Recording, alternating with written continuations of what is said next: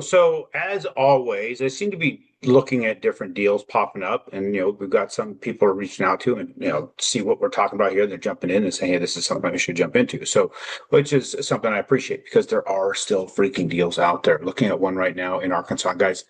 I don't know about you, but I'm a big fan of Arkansas. I really, really like that part of the country. I personally have property out in Arkansas.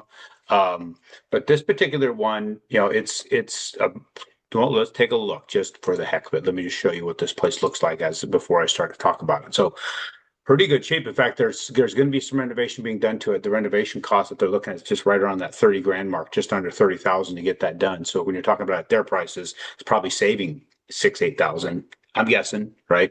What that might be, but that's what we're looking at here.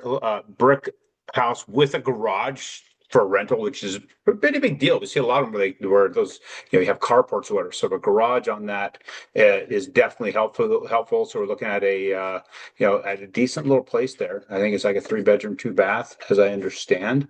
143,000 to buy that property. It's going to take 20 some odd thousand, 28,000 to renovate it.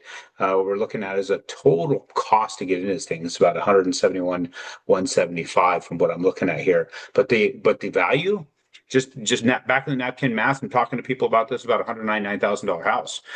So you're looking at being able to get in this place for 171,000. That's really, when you're looking at how much what kind of equity you already have out of the gate, that's significant. Because if you did it the way I encourage folks to do this, and you get your hands on this property because it needs renovation, so you're gonna be buying it, then paying for the renovation cost in it, and you're able to place that lien that we talked about. Now, we'll get into detail when you call, so that we can do a rate and term refinance. You're talking about a $159,200 loan.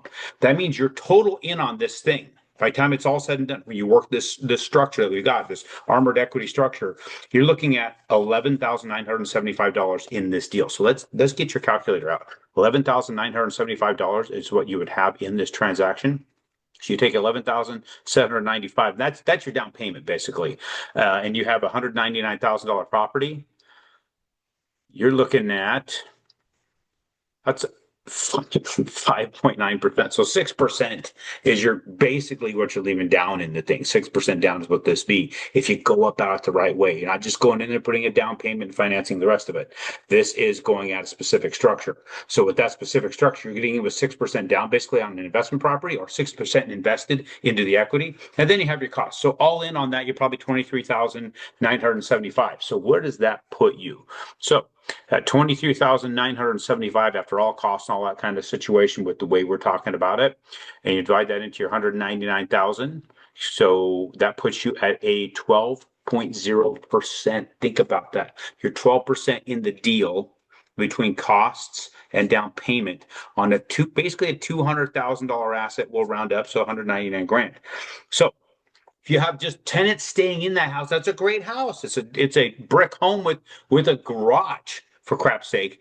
That right there will probably retain tenants pretty well. Guessing, right? Let's just say with that one, you're getting an amortization on that thing. People are going to pay off your mortgage for you.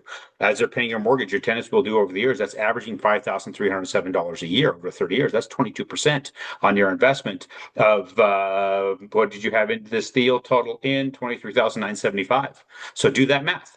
5,307 per year averaged over 30 years. You take the balance of the loan, 159,200, divided by 30, $5,307 per year averaged over 30 years. So a long game, right?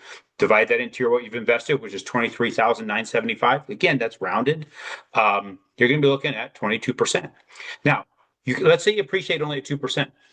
2% a year. The market's not blowing up. You're only getting 2% a year for 30 years. That's not awesome, but that's equivalent to $3,980 just on the first year. If it's compounding, because it's going to grow year after year after year in that value, you're looking at 16.6% of your investment. 16.6% of your 23,975. That's not bad at all. Now, I know this property manager, they're going to take care of you on the first couple of years on this deal. So that means your cash flow is going to be sitting right around $229 to $230 a month, because they're not going to charge you any fees. This group that has this particular property, you're looking at that punching you out 220, $29 a month. It's 11.5% cash on cash when you calculate that particular number. We add that all together, right? This cash on cash return that everybody loves to look at, your amortization of 22.13, your appreciation of 16.6% of your investment, which is only 2% of the property value. You're 50.23% per year on your 23,000. I'm sorry, guys, I'm having a hard time with this deal. This is a pretty smoking deal. So if you have any interest in something like this, give me a call. I'll connect you up with the folks. They have these deals sitting there. They're out there. I'm tied with folks all over the country that have these kind of things. Call me. We'll tell you how that structure works. If you've got money sitting there, it's like, hey, I've got 159 grand sitting there or 171 sitting there. I'd love to be able to invest it somewhere, but I also like to get back the majority of it and only leave 23 grand in. Something to talk about. So text me 602-291-3357. So that was just the deal I wanted to chat through because I'm going to try and bring you as many deals as I can just so you guys know they're out there. You're hoping for something that's going to happen in the interest rates, and interest rates did get a little bit better, right? We saw some stuff happening that benefited us over the last couple of days of rebounders, significant rebound. But look, it's following the box that we built last time. We built this box, right? Look, it's coming right off of it. Shaded that in. Look, it's bouncing right off the box. Now, let's see if it goes up to the top of it. And this is our trading channel. Let's see if it's a sideways trading channel. We'll have these downward channels, upwards, hit that. Let's see if that's where it lands. It might be our new range that we're going to trade in.